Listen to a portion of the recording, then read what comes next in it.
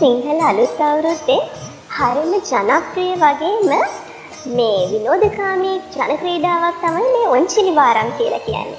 ඈත අතීතයේ ගම්මානවල ඒ ගමටම බාර වෙලා ඉන්න දෙවියන්ට බාර වෙලා තමයි ඔන්චිලි ගැට ගහලා තියෙන්නේ. ඔන්චිල්ලාවක් නිවසට ඉදි කරලා තියෙන්නේ.